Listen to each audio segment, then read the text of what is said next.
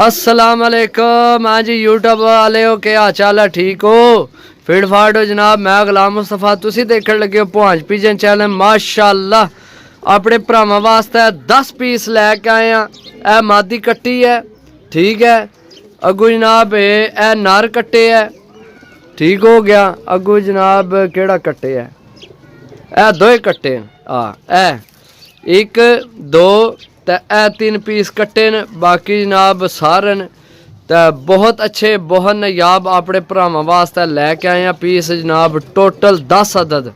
सही है, चीज़ां चेक करो जनाब। माशाअल्लाह जनाब अच्छे तो अच्छियाँ चीज़ां न, ठीक है। बहुत आउट क्लास पीस न, ठीक है। मैं तुहानू एक एक करके चेक कराना, ठीक है। पहली मादी जनाब चेक करो, सूरज सामने आ रहा है, इस वजह तो उसे ना कोई साफ नज़र नाम नहीं होवे पई। मेरिया अखां च भी सूरज पै रहा है। बाकी एक अगू जनाब ए चेक करो दूसरा पीस, ए जनाब अगू तीसरा पीस, ए अगू जनाब चौथा, पंजवां, छेवां, सतवां, अठवां, नौवां ते ए 10वां, ठीक है। टोटल जनाब 10 पीस अपने भरावां वास्ते लैके आए हैं। बहुत अच्छे बहुत नायाब।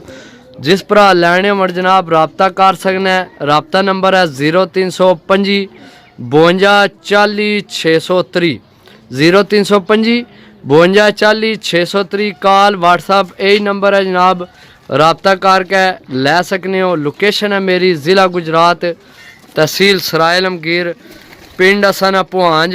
कारगो इंशाअल्लाह जिथे किसी भरा आख्या जनाब इंशाअल्लाह अल्लाह ने हुक्म नाल आ पाकिस्तान। ते चीज़ां देख लो जनाब, बहुत अच्छियाँ चीज़ां ने। बहुत अच्छे कबूतर अपने भरावां वास्ते लैके आए हैं।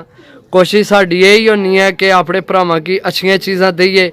रोज़ रोज़ पैसे नहीं खर्च होने तो ना ही रोज़ खर्च करने पैने। बाकी इंशाल्लाह मिलसा अगली वीडियो, तब तक इजाज़त दो। अल्लाह सुनने वाला है। अल्लाह हाफिज़।